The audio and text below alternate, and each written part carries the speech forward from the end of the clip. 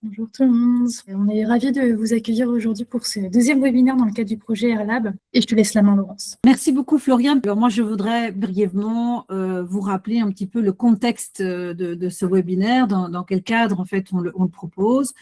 Donc, il y a une équipe qui porte un projet au sein d'Adoc Talent Management, mais pas que, puisqu'on s'est associé avec d'autres personnes qui avaient une expertise pertinente. Donc, on peut vous montrer ici l'équipe porteuse de projet, moi et Floriane que vous voyez là. Il y a aussi Clara qui est avec nous aujourd'hui, qui s'occupe de tout le diagnostic d'analyse et puis de l'organisation de différents événements. Nawal, qui n'est peut-être pas avec nous aujourd'hui parce qu'elle est au Maroc à accompagner des femmes sur d'autres problématiques, mais elle a fait l'objet du premier webinaire qui est disponible en replay, très intéressant aussi.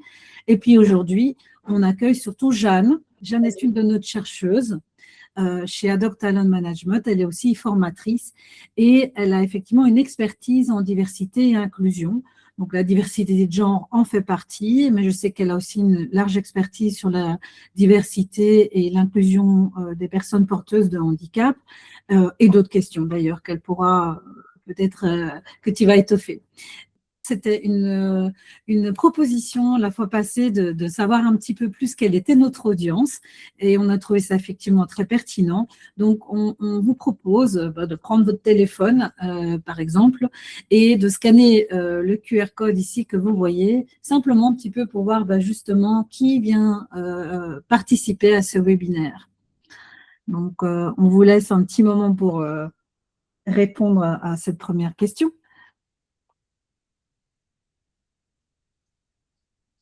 Eh bien, Jeanne, il semblerait qu'on approche une forme de parité aujourd'hui. Et ça, c'est vraiment une chouette nouvelle, je trouve. Très, très chouette. Ouais, c'est très bien. Oh, ben, on a, voilà, oui, c'est quasi la parité, donc quand on n'est pas un nombre non plus, c'est pas un échantillon scientifique aujourd'hui, mais néanmoins, c'est très chouette de savoir que tout le monde s'intéresse à la problématique, parce que c'est clair que c'est une question qui concerne tout le monde, Jeanne, non? Donc, hop, je peux vous partager celle-ci. Donc, c'est pour savoir un petit peu d'où vous venez les uns et les autres. Donc, par exemple, est-ce que vous êtes professionnel dans le secteur de la tech et du numérique? Est-ce que vous êtes chef d'entreprise dans la tech ou le numérique? Est-ce que vous êtes étudiant ou jeune diplômé dans le secteur? Est-ce que vous êtes en reconversion ou en retour à l'emploi vers ce secteur? Est-ce que vous êtes professionnel des services RH? Est-ce que vous êtes chercheur et chercheuse? Ou dans tout ça, est-ce que vous avez une autre situation professionnelle? Je dirais chercheur jusqu'au professeur, parce que j'en ai déjà identifié dans notre audience. Donc, c'est vrai, voilà, tous ceux qui sont dans la recherche, plutôt dans le secteur académique, on va dire. Mais très intéressant. C'est bien, on a des personnes qui travaillent directement dans le secteur de la tech et du numérique. Oui. Alors, j'attends un petit peu parce que je vois qu'il y a encore 3 potentielles petites réponses qui peuvent venir là. Des chercheurs, des chercheuses. On a une dernière petite question pour vous et après, on rentrera vraiment dans le vif du sujet. Mais c'est pour avoir un petit paysage général dans quelle ville vous travaillez.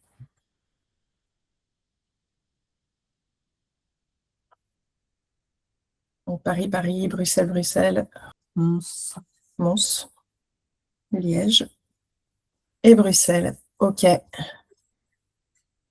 Bon, merci pour ce petit tour de présentation. Je pense que j'arrête le partage et puis je laisse peut-être Laurence continuer sur Eurlab. Avec plaisir. Du coup, je voulais vous présenter effectivement le projet. Donc, tout ça part d'un constat en Belgique, mais même dans le monde. On sait qu'effectivement, la présence des femmes est toujours marginale dans les métiers du numérique. Et puis, d'autres secteurs aussi sont impactés par cette grande disparité, si je puis dire. Donc, c'est pas seulement l'accès à la profession.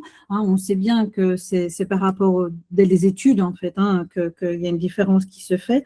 Mais c'est même lors de l'accès à la profession et puis dans le développement de carrière. Donc, on se rend compte qu'effectivement, un certain nombre, le peu de femmes finalement qui accèdent au métier du numérique finissent par le quitter. Bon, en tout cas, il y a aussi un problème clairement de rétention des talents.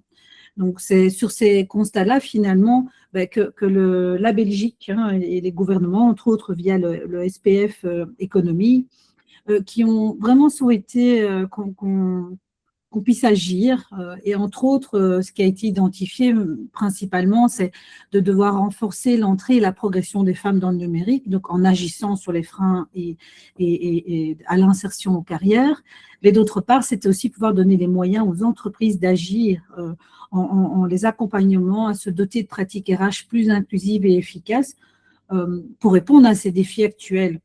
Alors, sur différents aspects, ça peut aller du recrutement, sur la rétention, sur la restructuration, les risques psychosociaux. Donc, il y a plusieurs éléments sur lesquels on peut agir, et c'est vraiment leur donner la possibilité d'agir et de sortir un peu le nez du guidon, quoi, et d'être peut-être accompagné pour ça. Ensuite, du coup, ce qui est venu avec cette initiative, eh bien, c'est qu'on a eu envie, nous, de proposer un projet finalement qui va réunir les femmes, les entreprises et les personnes, enfin, pour co-créer des solutions RH concrètes et innovantes. Et l'idée, c'est pas seulement de les penser, de les co-créer, mais c'est aussi de pouvoir les amener à être testés de manière concrète pour essayer de changer les pratiques de manière pérenne et de plus ancrée, quoi. Et donc, on a comme objectif majeur d'agir au niveau de la sensibilisation, de faire émerger ces solutions, donc de les tester, et puis de partager ces apprentissages avec l'écosystème pour essayer d'inspirer aussi d'autres entreprises ou structures, institutions à changer et faire évoluer leurs pratiques. Donc, ce projet est une seconde édition. Si je puis dire, en 2023, on avait lancé Digital for All. Donc, on n'a pas réinventé toute la roue parce que ça avait été un projet qui avait bien fonctionné, qui avait été vraiment super inspirant.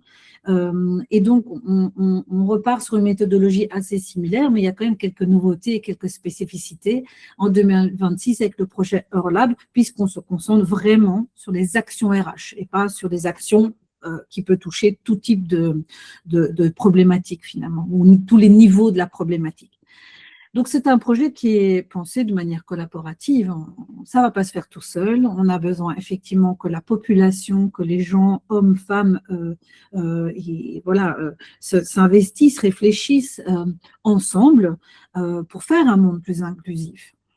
Et donc, ce projet s'adresse évidemment aux premiers bénéficiaires, si je puis dire, donc les femmes dans la tech et numérique, les entreprises du secteur, mais les professionnels RH, managers, employeurs, évidemment, qui encadrent des profils tech. C'est aux chercheurs, chercheuses, personnes qui travaillent sur des sujets apparentés, RH, inclusion, diversité, mais toute personne, évidemment, homme comme femme, qui souhaite s'investir sur cette question et qui veulent avoir ce monde, qui veulent évoluer dans un monde plus inclusif, tout simplement. Alors, on a pensé le projet en 4 phases. La première phase dans laquelle on se trouve, donc cette phase de sensibilisation dans laquelle il y a cette série de webinaires. Nous sommes donc sur le second webinaire et puis dans 2 semaines, le 3 avril, je vous en parlerai tout de suite, mais on a une table ronde.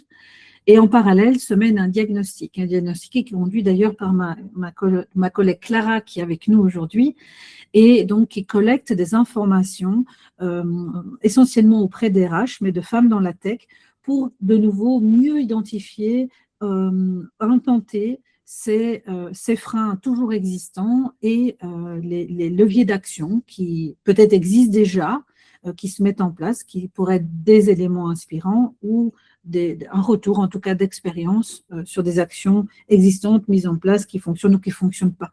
Donc, encore un appel ici à l'audience. Si vous voulez bien participer à ce diagnostic, ça nous aiderait super bien. La deuxième phase, donc du 10 au 13 mai, 3 jours en mai, au cours d'un hackathon, pour transformer ces freins en solutions innovantes. Donc, c'est vraiment un processus d'intelligence collective, mais vous allez être accompagné par différents experts de la réflexion jusqu'à designer, faire une roadmap de projet qui va être présentée, pitchée devant un jury pour ensuite être passé en phase d'incubation et d'expérimentation en entreprise sur le reste de l'année. Et la quatrième phase, qui est vraiment une phase qui se fait tout au long du projet, qui est de la communication. Floriane, ici présente, qui est chargée de la communication, qui fait un super taf. Et puis, d'autre part, on va aussi produire des kits méthodologiques avec les solutions inspirantes qui auront fait quelques preuves au cours du projet pour encourager d'autres acteurs à les adopter. Donc, après Jeanne, donc le prochain événement qui aura lieu le 3 avril à Liège en présentiel, cette fois les amis, vous avez les 4 intervenantes qui sont présentes, dont le nom apparaît ici, Femmes dans la tech, représentantes de secteurs, hein, de fédérations d'entreprises, une chercheuse aussi qui travaille sur ces questions-là, une RH qui a une expérience évidemment d'avoir été confrontée à ces problématiques à plusieurs reprises, voilà, viendront présenter et témoigner et échanger avec l'audience. Donc, vous êtes les bienvenus, inscrivez-vous. On vous offre la participation et le lunch par la même occasion, belle occasion de networker avec un chouette réseau. Et du coup, comme je l'ai déjà dit en quelques mots, mais rappel encore à l'audience, inscrivez-vous déjà au hackathon si c'est quelque chose que vous voulez participer, si vous voulez participer, vivre ça avec nous. C'est une super expérience. Il y a ici dans l'audience, j'ai vu l'une ou l'autre de nos participants d'il y a 3 ans, qui, a priori, certaines reviendront, d'ailleurs, je m'en réjouis. Et puis, nous avons aussi donc, le questionnaire de diagnostic en cours et pour lequel votre participation serait hyper précieuse pour collecter ces informations. Et je vais m'arrêter ici pour laisser la parole à Jeanne, qu'on est tous et toutes venus entendre. Merci beaucoup, Laurence. Bonjour à toutes et à tous, enfin rebonjour parce que j'ai déjà pris la parole rapidement tout à l'heure. Effectivement, donc ce webinaire, on va parler des biais liés au genre parce que la question qui va nous guider un petit peu, ça va être le digital a-t-il un genre? Donc, vous verrez qu'on aura plusieurs niveaux de réponse à cette question. Je vais essayer d'être assez large et assez exhaustive et en même temps, comme on disait tout à l'heure, c'est vrai qu'il y a plein de choses, énormément de choses qui peuvent être dites sur ce sujet. Donc, finalement, on pourrait y passer non pas un webinaire, mais des jours. Il y a des gens qui font des années de recherche et des carrières entières sur ce thème, donc c'est pas pour rien. Mais bon, on va essayer d'être assez exhaustif, de balayer plein d'informations qui, à mon sens, peuvent être pertinentes. Après, j'espère que vous partagerez cet avis-là. Pourquoi? Pour comprendre en fait les biais liés au genre dans le digital et pas que, en fait, on va aller vraiment au-delà. Et les pistes d'action pour y remédier, donc ici aussi dans le digital, mais pas que. Donc, juste par rapport aux organisations pratiques, on l'a déjà dit plusieurs fois, mais soyez prêts, on va réutiliser le Mentimeter tout à l'heure. Donc, moi, ce que je vais faire, d'ailleurs, dans pas du tout longtemps, je vais vous poser des petites questions. C'est juste, voilà, pour histoire d'échanger aussi. Je vais vous demander qu'est-ce que vous imaginez comme biais lié au genre, etc. Donc, ça va être assez interactif. Si vous avez des questions, si vous avez des remarques, si vous avez envie d'apporter des exemples de choses que vous pouvez voir dans vos vies quotidiennes et professionnelles, ce sont les bienvenus. Parce que vous allez voir que moi, je me base beaucoup sur des travaux de recherche pour vous présenter les éléments dont on va parler aujourd'hui. Donc, en fait, si jamais vous avez des exemples concrets, c'est d'autant plus le bienvenu pour compléter tout ça. Un petit point ici, je pense que je peux vous dire ça pourrait être assez intéressant. Moi, j'ai vraiment tendance, de par mon parcours et de par mon parcours professionnel et académique, à m'appuyer sur les travaux réalisés en psychologie sociale. Donc, un petit mot ici, je suis très militante pour dire que ça couvre beaucoup de thématiques et que ça peut apporter beaucoup d'éclairage sur plein de sujets. Un petit point ici, juste pour dire que la psychologie sociale, c'est vraiment l'étude et l'analyse des comportements et des attitudes et cognitions individuelles, donc des uns et des autres, en tant que situés dans un contexte social qui lui-même peut être structuré, genré. On va le voir tout à l'heure. Donc voilà, on est vraiment à l'intersection entre l'individu et son contexte. Et ça va nous donner pas mal d'informations, je l'espère. Quelques petits éléments sur le plan qu'on va suivre. Alors, il est très simple. On va commencer par un état des lieux, juste parce que c'est toujours intéressant d'avoir en tête quelques chiffres. Mais on ne va pas s'attarder forcément dessus, parce que ce qui va nous intéresser, ça va être les biais liés au genre, leurs mécanismes et leurs effets. Donc, en fait, on va passer une bonne partie du webinaire à parler biais liés au genre. Je vous expliquerai ce que j'entends par là, quels sont-ils, et ensuite, on réfléchira ensemble sur leurs effets. Et on va aboutir à des pistes d'action, comme je vous le disais tout à l'heure, puisque l'idée, c'est de pouvoir faire changer deux, trois choses pour améliorer la représentation des femmes dans le digital. Et on va commencer avec un petit quiz. Donc, je vais vous repartager mon écran. Hop. Et on va repartir sur le Mentimeter. Donc, vous devez attendre que je mette à jour hop, la slide. Et c'est bon normalement pour vous. Et j'ai une première question pour vous. Ma question est la suivante. Est-ce que vous avez déjà entendu parler de ségrégation horizontale, ségrégation verticale du monde professionnel, hein? Je ne parle pas d'autres aspects de la vie sociale. Est-ce que vous en avez déjà entendu parler? Et si oui, pour vous, qu'est-ce que c'est? Et qu'est-ce que ça pourrait être la ségrégation horizontale et la ségrégation verticale? D'accord, donc ça ne vous parle pas pour ceux qui ont répondu pour le moment. Est-ce que vous avez une idée de ce que ça pourrait représenter?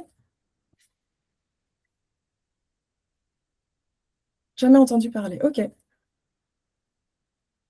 Ouais, on s'approche avec plus on monte dans la hiérarchie, moins on a un groupe représenté, donc ça, ce serait la ségrégation verticale, en effet. Je vais revenir dessus de toute façon tout à l'heure, je vous donnerai des définitions, puis je vous montrerai un petit peu à quoi ça correspond. Mais pour le moment, si ça vous va, j'ai une autre question pour vous. Pour parler de la représentation, comme le disait Laurence tout à l'heure, des fois les représentations genrées, donc le nombre d'hommes et de femmes dans les métiers, découlent de parcours académiques. Donc j'ai une petite question pour vous. On va se mettre au niveau européen. Selon vous, au niveau européen, bachelor et master, est-ce qu'il y a plus de femmes, moins de femmes, ou est-ce que l'équilibre de diplômés hommes-femmes est atteint? Non, il y a plus de femmes diplômées, c'est ce que vous pensez pour la majorité d'entre vous.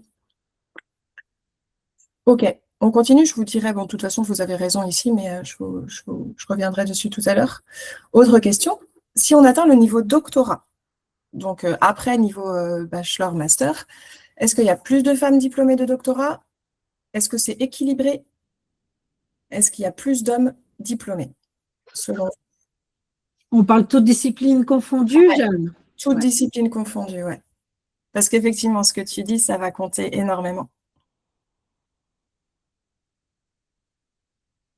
Ok, donc on atteint un équilibre selon vous, sauf plus de femmes diplômées de doctorat. Ok, je reviendrai dessus juste après. J'ai juste une petite question pour amorcer un petit peu la suite de la présentation. En Belgique, précisément, hein. Dans quelle discipline vous imaginez qu'il y a plus de femmes diplômées de doctorat? Donc discipline scientifique, ça peut être n'importe laquelle. D'ailleurs, j'aurais pu mettre un S à quelle discipline? Ouais, SHS, biologie, psychologie. Alors, biologie, c'est vrai que c'est très représenté en femmes. SHS, sciences sociales, biologie, sciences humaines et sociales, sciences humaines. C'est vrai, vous êtes dans le vrai. Alors, il y en a une que vous n'avez pas citée là, mais bon, c'est normal. Après, encore faut-il aller voir les chiffres précis sur les disciplines. Mais je vous dirai tout à l'heure quelle est la grande gagnante en termes de représentation des femmes. Ouais, ok, super. Bon, alors j'arrête le partage. Merci pour vos réponses. Alors, je vais vous parler de ségrégation, double ségrégation genrée. En fait, ça me surprend un peu de voir vos réponses parce que peut-être qu'à force de baigner dedans, j'ai l'impression que c'est un terme qu'on emploie facilement, mais visiblement pas tant que ça. Ségrégation, le mot peut être un peu fort parce qu'on a aussi en tête des phases de l'histoire où il y a eu des ségrégations sociales. Donc, en l'occurrence, ce n'est pas vraiment le cas. C'est plutôt pour parler d'une différenciation des hommes et des femmes dans les métiers, dans les secteurs professionnels. Donc, en fait, ce qu'on voit, c'est que quand on regarde les répartitions hommes-femmes dans les secteurs professionnels, on voit une sorte de constante qui est un peu vraie partout, avec plein d'exceptions, etc. Mais le paysage professionnel genré se dessine un petit peu de cette manière-là. Une ségrégation horizontale, c'est-à-dire que vous allez avoir des secteurs professionnels dans lesquels les hommes sont surreprésentés. Si on prend l'idée que les travailleurs et les travailleuses représentent un très, très schématique 50-50, je pense que ce n'est pas exactement le cas, mais globalement, il y a des secteurs où les hommes sont surreprésentés. et des secteurs où les femmes vont être surreprésentées. Donc ça, c'est la ségrégation horizontale. Et ce qu'on voit, c'est que par exemple, les métiers, les secteurs, les activités qui nécessitent plus une bonne condition physique, des compétences techniques, vont être plus surreprésentés en hommes, et puis les secteurs qui nécessitent plus, par exemple, des rôles dans les métiers du soin, du social, ce que vous avez dit d'ailleurs en citant les SHS tout à l'heure, sciences humaines et sociales, eh ben, on va plutôt avoir un nombre de femmes plus important. Donc ça, c'est la ségrégation horizontale qui va être genrée, et la ségrégation verticale, c'est ce phénomène selon lequel plus on monte dans la hiérarchie, dans le prestige associé à un poste, plus on monte aussi dans ce qu'on appelle le pouvoir social, économique, politique, et ben, plus les hommes vont être représentés par rapport aux femmes. Donc, on va tout simplement trouver plus de femmes en bas de l'échelle. Alors, j'ai mis sur mes petits personnages, j'ai mis autant d'hommes que de femmes parce qu'en fait, voilà, il y en a peut-être autant en bas de l'échelle. Par contre, si vous allez en haut de l'échelle, économique, sociale, là, il va y avoir moins de femmes. Ça peut être typique de certaines institutions, certaines organisations. Par exemple, si vous pensez à l'hôpital, au secteur de la santé, en fait, vous allez voir les postes qui sont les moins bien rémunérés et les moins valorisés socialement et professionnellement. Et ben, il va y avoir plus de femmes, par exemple, aux postures d'aide-soignante. Voilà, même si c'est un métier très noble, mais en tout cas, c'est moins valorisé financièrement. Et par contre, plus vous allez monter en hiérarchie, donc chef de service, etc., plus il va y avoir d'hommes, ou alors des postes prestigieux comme chirurgien, neurologue, j'en sais rien, des postes prestigieux vont être plus occupés par les hommes. Donc, ça, c'est ce qu'on appelle la double ségrégation. Donc, c'est vraiment cette constante qui structure, qui hiérarchise le paysage professionnel genré. Sachant qu'en fait, c'est un petit peu plus subtil que ça, parce que si on regarde dans le détail, eh ben, on se rend compte qu'à l'intérieur d'un même secteur professionnel, les hommes et les femmes ne vont pas forcément exercer les mêmes types d'activités, ne vont pas avoir les mêmes responsabilités. Et ce qui est important de dire ici, ça va nous donner des pistes aussi pour la suite, c'est que cette différenciation des activités à l'intérieur d'un secteur, elles peuvent être explicites, c'est-à-dire que les hommes et les femmes n'ont pas les mêmes métiers, fiches de poste, etc. Mais elle peut être aussi implicite, c'est-à-dire que pour un même métier, une même activité, les hommes et les femmes vont assumer des responsabilités un petit peu différentes. Par exemple, je ne sais pas, les hommes vont être plus susceptibles de gérer les aspects, je sais pas, techniques, matériels d'une activité, et les femmes plus les aspects, on va dire, relationnels, communication, etc. Donc là, en fait, je plante des petites graines pour ce qu'on va voir tout à l'heure sur les biais liés au genre. Vous allez voir que, évidemment, jamais je ne dirais que c'est dû à des différences de nature ou à des différences de compétences entre les hommes et les femmes, mais c'est plutôt une construction sociale. Alors, je vous présente un petit peu quelques petits chiffres ici. Vous aviez raison tout à l'heure. En Europe, niveau européen, mais c'est pareil en Belgique, les femmes sont plus susceptibles d'avoir un niveau bachelor, d'être diplômées bachelor et master que les hommes. Par contre, elles sont moins susceptibles de poursuivre en doctorat. Alors, vous allez me dire, on est presque à parité dans le sens où, au niveau européen, on est à 48% de femmes diplômées de doctorat et 45% de femmes diplômées de doctorat en Belgique. Donc, on se rapproche, on tend vers le 50%. Donc, voilà, c'est plus ou moins équilibré. Mais en tout cas, la perte le décroît de femmes est plus important entre le master et doctorat qu'il ne l'est pour les hommes. Donc, on a plus de perte de femmes entre les deux. Ça nous permet d'expliquer ce qu'on va appeler tout à l'heure aussi le leaky pipeline, si vous avez déjà entendu ça. Et notre grande gagnante, donc la discipline où il y a de plus de femmes en Belgique, c'est les sciences de l'éducation. Donc, vous voyez typiquement une discipline qui fait appel aussi à ce qu'on verra tout à l'heure comme étant des caractéristiques perçues comme féminines, mais bon, l'éducation, le rapport aux enfants et aux élèves, 81% de femmes diplômées dans cette discipline-là, beaucoup plus qu'en Europe, puisqu'elles sont 60% au niveau européen. Et je vous ai mis aussi quelques petites infos. Elles sont 40% à être diplômées de doctorat en mathématiques et statistiques et 13% en technologie de l'information et de la communication. Pourquoi je vous présente les chiffres propres au doctorat ? Aussi parce que c'est justement le parcours académique qui est censé donner ouvrir les portes vers les positions les plus stratégiques, prestigieuses, rémunérées aussi. Enfin, voilà, normalement, c'est un parcours aussi de haut niveau. Donc, on est pile dans cette double ségrégation, à la fois horizontale, puisque ça se différencie selon les secteurs, et verticale, puisqu'on arrive au niveau doctorat, donc en haut de l'échelle de ce qu'on peut atteindre en parcours académique.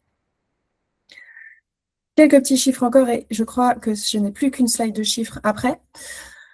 Pour faire un petit zoom sur les entreprises actives dans le secteur des technologies de l'information et de la communication. Juste une petite information ici, 45 000 entreprises en Belgique, ce qui comprend plus de 100 000 travailleurs. Et donc ça, c'est des chiffres que Laurence, tu avais pu présenter dans ton introduction, donc je ne reviens pas trop dessus, mais bon, voilà, une minorité de femmes sont spécialistes et même responsables dans le secteur de la tech, avec des activités précises où elles sont vraiment sous-représentées, comme par exemple les conceptrices de logiciels ne sont que 8% en Belgique. Si je repars un petit peu sur les aspects prestige, même si je ne vais pas rentrer dans les détails ici, c'est juste pour avoir des illustrations. Si vous prenez les grades A, donc équivalent full professeur dans les universités, les femmes sont 23% en Belgique à avoir ces grades-là. Donc vous voyez que ça se différencie aussi un petit peu selon les disciplines, sachant qu'elles sont moins représentées dans les sciences de l'ingénieur et technologiques et plus dans les sciences sociales, donc ce que vous subodoriez, ce que vous disiez tout à l'heure. Et au niveau de l'entrepreneuriat, elles sont 35% des entrepreneurs en Belgique. Et alors, ce qui va nous intéresser ici, c'est le 13%. Elles sont 13% des professionnels qui entreprennent spécifiquement dans le numérique. Donc, voilà, au niveau de l'entrepreneuriat, elles sont vraiment sous-représentées ici. Alors, tout ça nous amène à une question qui va, donc, comme je vous disais tout à l'heure, être un peu le fil rouge de ce webinaire. On pourrait se demander, le digital a-t-il un genre? Finalement, est-ce que c'est quelque chose de genré? Est-ce que finalement, c'est quelque chose qui est plus fait pour les hommes, moins fait pour les femmes? De quelle manière ça pourrait être le cas? Est-ce que les hommes et les femmes ont des compétences différentes? Des appétences différentes? Donc, vous voyez, ça soulève tout un tas de questions auxquelles on va répondre. Et avant de passer aux biais liés au genre, parce que je pense que vous avez bien compris que l'idée du webinaire, c'était de parler des biais et donc pas forcément quelque chose de souhaitable ou de naturel, mais en tout cas quelque chose qui va être construit et qui va se générer de cette manière-là. On se disait que ça pourrait être pas mal de faire un petit retour en arrière et tout simplement de se demander finalement au début de l'informatique, parce que c'est une discipline, ou en tout cas une pratique, un ensemble d'outils, etc., qui est relativement nouveau à l'échelle de l'humanité. Et finalement, est-ce que si on regarde un petit peu en arrière, si on prend une perspective historique, est-ce que si le digital a un genre, est-ce que les femmes ont toujours été absentes du secteur digital? Donc, on va parler plus informatique pour parler de l'époque. La réponse est que, il y avait des femmes au début de l'informatique. Alors, j'ai pas fait une analyse historique trop fouillée en fonction des pays, en fonction des différentes époques. Ça va être assez schématique et je m'en excuse. Mais en tout cas, l'idée, c'est de dire qu'il y a vraiment des femmes qui étaient là au début de l'informatique et même au début de la programmation et différentes disciplines qui sont maintenant contenues dans l'informatique. Vous avez par exemple Ada Lovelace au 19e. Je ne sais pas si vous aviez entendu parler de cette personne-là. Donc, on a son portrait ici. Elle était formée en informatique. Alors, au tout début de l'informatique. En gros, elle a collaboré avec quelqu'un qui s'appelait Charles Babbage. Et cette personne-là était en train de designer ce qu'ils appelaient le Analytical Engine. C'est une sorte de prototype de computing machine. Donc, il faut se mettre dans l'époque. Je ne sais pas exactement à quoi ça ressemblait, mais ça ne ressemblait certainement pas aux ordinateurs qu'on a maintenant. Une sorte de machine qui faisait du computing. Et en fait, en 1843, donc vous voyez, on est vraiment très, très tôt dans l'histoire de l'informatique, cette femme-là, Ada Lovelace, elle a publié un ensemble de notes qui expliquent comment cette machine peut servir à résoudre des équations mathématiques. Et en fait, finalement, c'est le processus qui est maintenant connu comme sous le nom de programmation. Et finalement, alors sans que ça ressemble à la programmation d'aujourd'hui, elle a posé un petit peu les premiers balbutiements, les premières étapes, les premières briques de la programmation. Donc voilà, je pense que c'est une figure importante dans l'histoire de l'informatique. On fait un gros saut dans le temps et on arrive dans les années 40. Alors en fait, ce qui s'est passé dans les années 40 aux États-Unis, et puis pas uniquement, c'est qu'il y avait une grosse demande pour des calculs balistiques et scientifiques qui soient faits, par exemple, à la main, parce que donc possiblement tout le monde était pris un peu sur tous les fronts, c'est le cas de le dire. Et du coup, on avait besoin de petites mains qui fassent des calculs. Et en fait, on appelait ça les human computers. Donc c'était des personnes qui calculaient à la main. Et beaucoup de ces personnes-là étaient des femmes qui étaient formées en mathématiques et donc qui pouvaient avoir cette tâche de calcul à la main. Et sauf qu'en fait, elles étaient assez malines parce qu'elles n'avaient pas envie d'être dans une tâche uniquement d'exécution, mais bon, comme toute personne qui doit faire un travail répétitif, on se demande comment on peut l'automatiser, ce travail-là. Et finalement, elles ont réfléchi aussi à des manières d'automatiser leur travail, à des manières de le perfectionner, de le formaliser, etc. Et donc, en fait, elle faisait partie aussi des human computers. On a aussi l'ENIAC, donc c'est l'Electronic Numerical Integrator and Computer. C'est le premier grand ordinateur électronique programmable. Donc, il a été développé vers les années 45-46 à l'Université de Pennsylvanie. Et en fait, c'est un groupe de 6 femmes mathématiciennes, donc qu'on a appelé les ENIAC Girls, qui apprend à programmer cette machine à une époque où il n'y avait pas encore de manuel de programmation, sauf à part peut-être les quelques bases posées par Ada Lovelace. Mais en tout cas, elles expérimentent, elles inventent, elles développent des techniques et finalement, elles aboutissent à des langages de programmation à leur tout début, à leur balbutiement. Et ce que je peux vous dire ici, qui est important et qui permet aussi d'avoir un petit fil rouge aussi pour la suite, c'est qu'à cette époque-là, tout ce qui était programmation, c'était vraiment perçu comme une tâche féminine. Alors, je mets forcément des guillemets là-dedans, hein, je ne suis pas partie prenante de dire que c'est féminin en soi, mais en tout cas, c'était perçu comme tel parce que c'était vu beaucoup comme une tâche d'exécution, assez peu prestigieuse aussi, et surtout assimilée à un travail de secrétariat ou un travail administratif. Et donc, en fait, c'était plus des femmes qui étaient invitées à faire ce genre de tâches-là. Sachant que je ne rentre pas dans les détails de l'histoire, mais il y avait aussi des différences, pour le coup, une ségrégation raciale à l'intérieur de ces tâches-là. Et donc, il y avait aussi des femmes noires. C'est pour ça que j'ai mis aussi l'image du film Hidden Figure, je ne sais pas si vous l'avez vu, mais qui présente les parcours de certaines de ces femmes-là. Donc je disais, la programmation, c'était surtout vu comme une tâche répétitive, administrative, du secrétariat. Et par contre, le hardware, donc je ne sais pas si ça s'appelait déjà comme ça à l'époque, ce qui était plus conception des circuits, les composants électroniques, l'architecture de la machine, ça c'était plus vu comme une activité masculine. Alors, après la guerre, on a Grace Hopper, qui est une mathématicienne et officier de la marine américaine. Et en fait, elle a créé le premier compilateur. Donc, en fait, c'était un outil qui traduisait le code écrit par une personne en instruction machine. Donc, c'était l'interface comme ça, humain-machine. Et elle a contribué au développement de COBOL, donc ça s'appelait COBOL, C-O-B-O-L, l'un des tout premiers langages de programmation. Voilà, donc il y a eu cette figure-là aussi qui a posé une grosse pierre à l'édifice de l'informatique.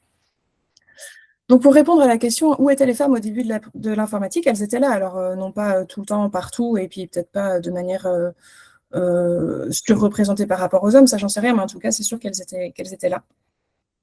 Je fais un petit aparté ici parce que je trouve que ça vient bien à ce moment-là, mais on a pas mal de travaux d'historiens actuels et même de sociologues et psychologues sociaux actuels qui disent que quand on étudie l'histoire, on a des fois tendance à calquer nos propres représentations sur les représentations du passé. On a un peu l'impression que les choses ont toujours été comme ça. Et vous avez des travaux qui sont assez marrants où des personnes qui étudient, je sais pas, les néandertaliens, finalement, exhument des squelettes et puis se rendent compte que finalement, la personne qui a été enterrée à côté de sa lance avait un bassin de telle taille qui supposait que finalement, ça pouvait être une femme.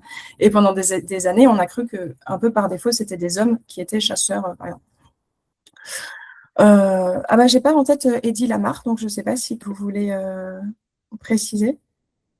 Eddie Lamarr, c'est une personne assez atypique puisque c'était une grande actrice hollywoodienne, mais elle a aussi travaillé sur alors je crois que c'était un moyen de coder les instructions en fréquence. Donc, il a mis au point une méthode pour coder les transmissions, c'est ça.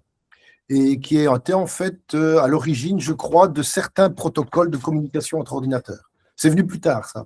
Une personne assez atypique, mais assez intéressante aussi. Ok, eh ben super.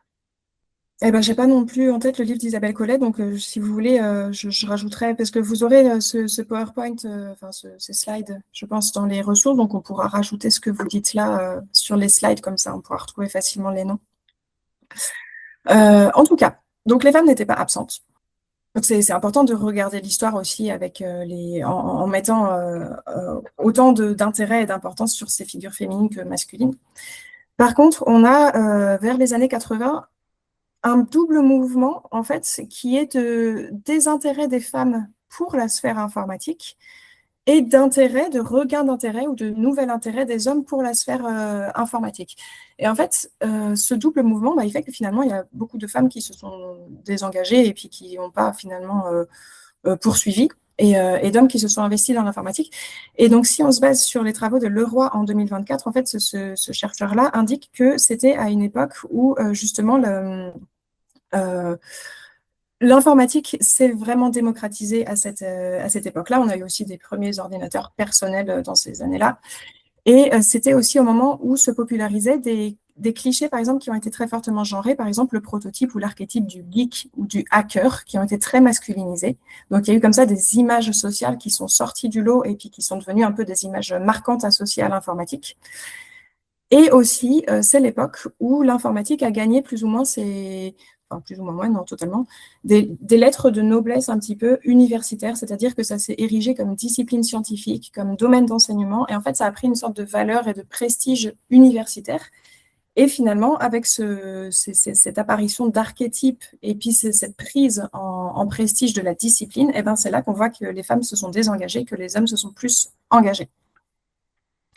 Alors, on a déjà quelques petits éléments de réponse à la question « Est-ce que le digital a un genre ici ?» Bon, en l'occurrence, a priori, pas tout le temps. Pas tout le temps de la même manière dans l'histoire, et puis en fonction surtout des représentations, des possibilités, de la manière dont on perçoit ce que c'est que l'informatique. Maintenant, on a d'autres questions qui sont soulevées qui sont contenues dans le digital a-t-il un genre?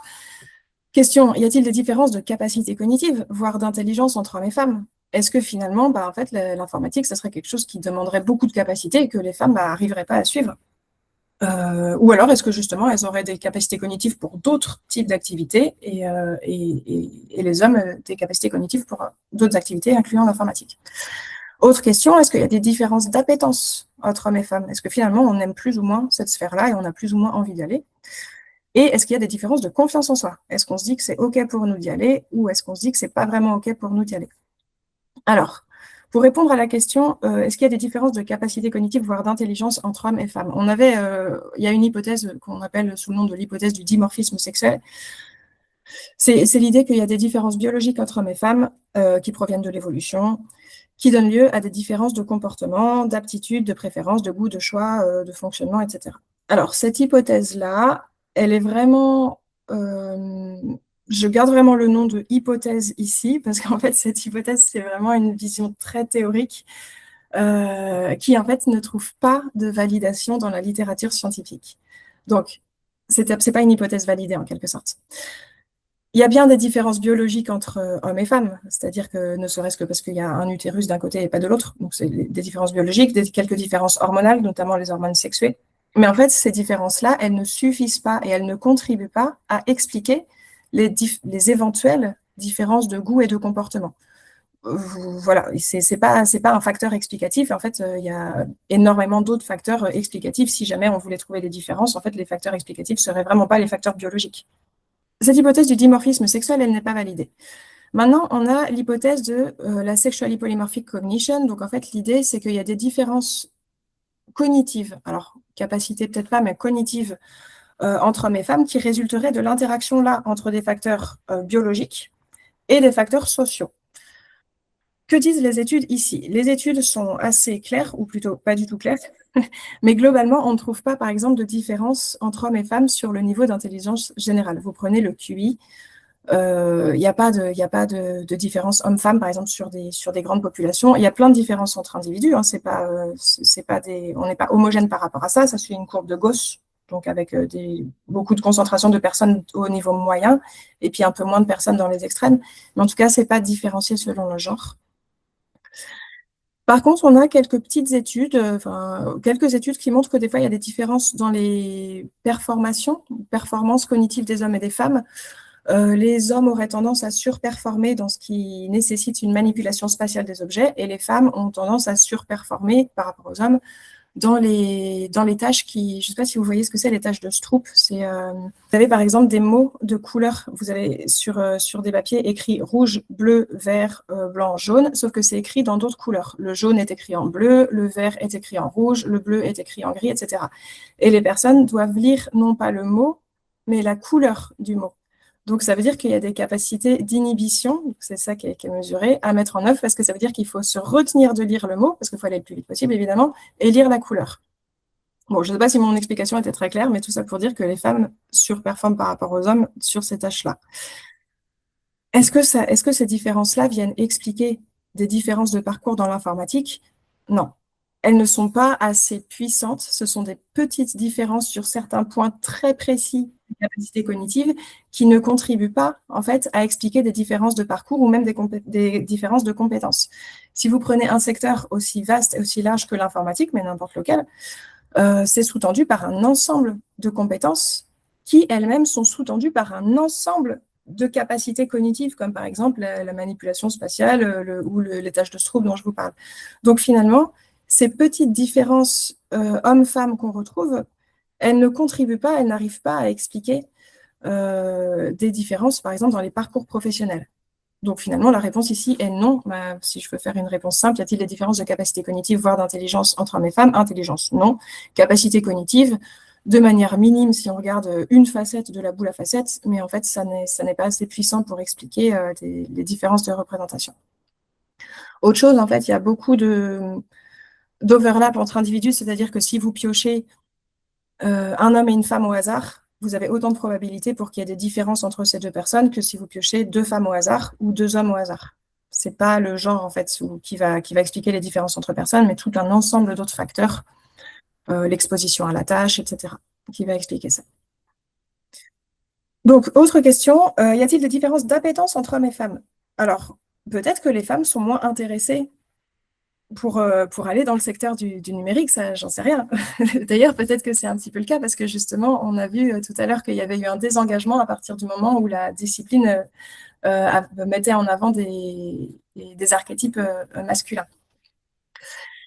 Ici, vous avez le concept de digital divide, donc c'est un accès et une utilisation inégale des technologies en fonction des groupes sociaux, des technologies de l'information, de la communication entre groupes sociaux, et vous avez quand même pas mal de travaux qui s'intéressent au gender digital divide, et donc qui montrent que les hommes et les femmes n'utilisent pas les technologies de l'information et de la communication de la même manière. Les hommes tendent à avoir plus de matériel et à l'utiliser plus souvent. Alors, encore une fois, vous allez voir tout à l'heure que, loin de moi l'idée de dire que c'est naturel ou que c'est spontané, ça s'explique justement par beaucoup de biais liés au genre qu'on va voir juste après.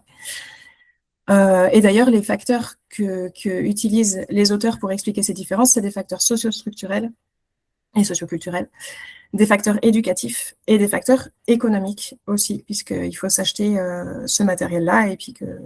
Bon, alors, c'est des études qui sont, worldwide, donc qui s'intéressent beaucoup aussi aux pays en voie de développement, et donc avec des grosses différences dans les niveaux socio-économiques des hommes et des femmes, pour certains.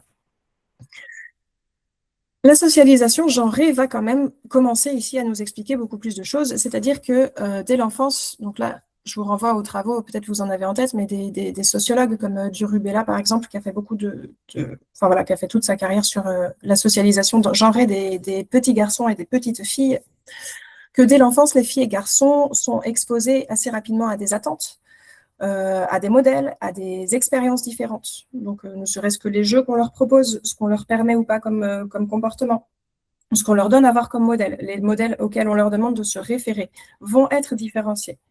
Et finalement, au fur et à mesure, tout ça va façonner leurs goûts, leurs intérêts, les comportements perçus comme possibles ou moins possibles, et voilà, tout ce qui va finalement, en bout de chaîne, peut-être aboutir à une représentation différenciée dans la sphère du digital. Et en tout cas, cette double ségrégation horizontale-verticale. Et pour la dernière, y a-t-il des différences de confiance en soi, anxiété, légitimité perçue? Je n'y réponds pas pour le moment, enfin, à moitié, parce qu'on va le voir tout à l'heure. Mais je peux juste vous citer l'étude de Stoalescu et McDougall en 2011, qui est dans les références, qui souligne que dans leur étude, donc sur des échantillons d'étudiants en informatique, les femmes étaient plus anxieuses et manquaient plus de confiance en elles. Et en fait, je ne vais pas plus loin ici parce qu'on va expliquer tout ça par des biais liés au genre après. Donc jusqu'à maintenant, j'espère que ça va. J'espère que je ne parle pas trop vite. Ok, super.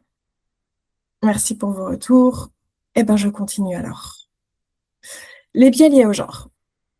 On va faire une grosse partie du webinaire sur les biais liés au genre. En fait, qu'est-ce que c'est? Comment ils fonctionnent? Donc, dedans, vous allez voir qu'il y a pas mal de choses qui vont être abordées. Ce que j'entends par biais liés au genre, des fois on dit biais de genre, comme vous voulez. C'est toutes les différences de traitement, d'interprétation, de choix, de perception surtout, qui vont être liées à la catégorie d'appartenance de genre d'une personne et qui vont donner lieu, comme ça, à des interprétations, des choix, des comportements différents. On parle vraiment de biais, justement, pour dire que c'est pas naturel, statique, inné, biologique, et oui, statique, ça veut dire que ce serait délimité et qu'on ne pourrait pas faire autrement, mais biais dans le sens où ça va venir justement intervenir sur notre perception et puis la modifier un petit peu par rapport à ce que pourrait être la réalité. Donc, il va y avoir tout ce qui est de l'ordre des croyances, tout ce qui est de l'ordre de l'identité, je vais vous en parler après, l'identité sociale, tout ce qui est de l'ordre des comportements, avec là, quand on bascule sur le comportement des engagements, des discriminations, et tout ce qui va être de l'ordre de la structure, c'est-à-dire l'environnement dans lequel on évolue, qui lui aussi contient et véhicule des biais liés au genre.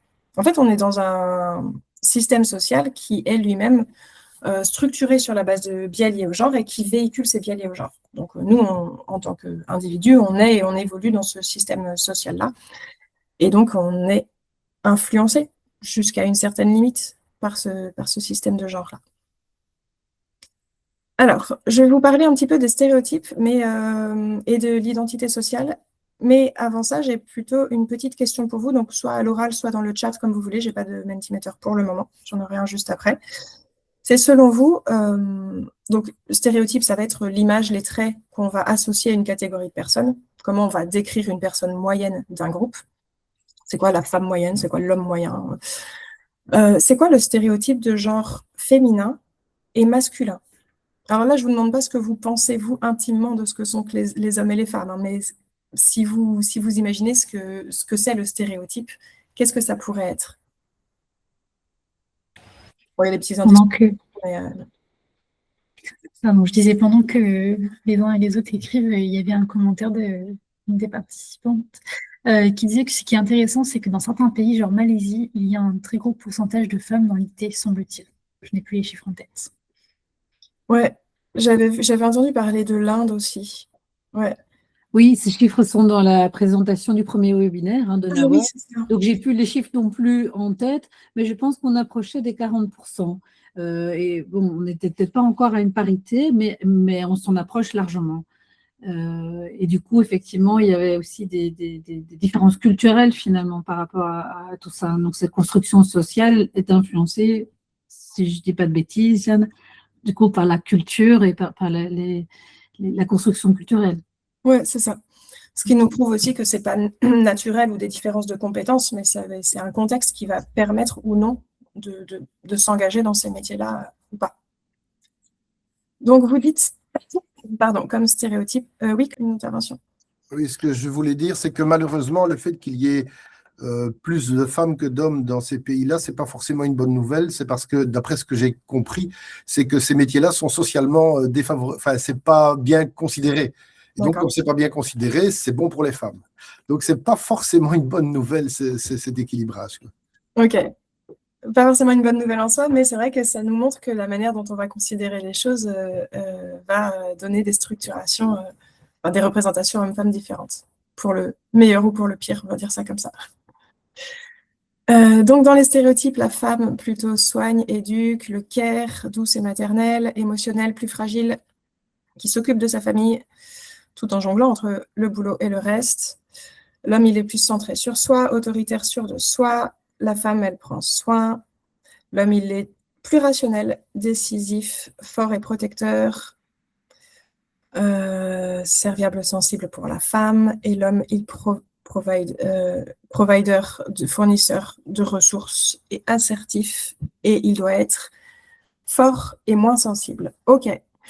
Merci pour vos réponses. Je pense que c'est globalement juste. Hein. Le stéréotype masculin, on va plutôt parler de stéréotype agentique, donc avec des traits relatifs à la compétence et, comme ce que vous disiez, à l'assertivité. Un statut élevé aussi, c'est des traits qui sont plus associés à des statuts élevés. Directivité, ambition, parfois aussi égoïsme, centré sur soi, ce que vous disiez. Esprit d'analyse aussi, rationalité. Et le stéréotype féminin, il va plutôt être ce qu'on appelle communéal, donc avec plus de capacités relationnelles, une orientation plus sociale, morale aussi, avec une boussole morale qui va être un peu plus puissante, alors que l'homme, à la limite, s'il doit atteindre un but, tant pis pour la morale. Je précise, encore une fois, ce ne sont que des stéréotypes, loin de moi l'idée de penser les choses comme ça. Un axe différenciant entre les deux, c'est ce qu'on appelle valeur sociale et valeur affective et utilité et valeur utile, en fait. Enfin, en gros, il y en a l'homme agentique, ses caractéristiques vont être plus utiles pour lui, alors que pour la femme, ça va être plus une valeur sociale et affective. Donc oui, c'est ça. Vous aviez tout à fait des idées qui correspondent aux stéréotypes de genre, donc ce qui prouve qu'on les connaît, les stéréotypes de genre. Après, est-ce qu'on est d'accord avec eux, c'est une autre question, mais en tout cas, on les connaît bien. Juste quelques petits éléments ici sur les stéréotypes, parce que je pense que c'est important. Déjà, les stéréotypes, au niveau de leur fonctionnement, ils sont à la fois descriptifs, c'est-à-dire que c'est comme ça une liste de caractéristiques, on pourrait faire comme une liste d'adjectifs, mais ils sont aussi prescriptifs. Et c'est ce que vous avez dit aussi dans les réponses du chat. Certaines personnes ont dit « il doit faire ci » ou « il ne doit pas faire ça » ou « il doit être ceci ou être cela ». Et en fait, les stéréotypes, ils ont cette fonction-là. Ils déterminent aussi quel comportement, quelles caractéristiques on doit avoir en tant qu'homme ou en tant que femme. Et du coup, donc ça, c'est le côté prescriptif. Et ils définissent aussi un aspect proscriptif, qu'est-ce qu'on ne doit pas faire. Et là, je pense que ça va parler à certains d'entre vous, mais j'y reviendrai après. Le backlash, il provient de ça. Par exemple, une femme qui va se montrer très assertive, très dominante, eh ben, finalement, elle enfreint le stéréotype parce qu'elle ne doit pas être assertive et dominante. Et donc, qu'est-ce qui va se passer pour elle à ce moment-là? Eh ben, on va la... Alors, les travaux sur le backlash montrent qu'en fonction des cas, et toute nuance étant prise en compte, elle va globalement être pénalisée, soit parce qu'elle va être évaluée socialement comme par exemple froide, méchante, égoïste, etc. Alors qu'un homme qui a le même comportement, on va dire, bon, bah, il est juste très sûr de lui. Voilà.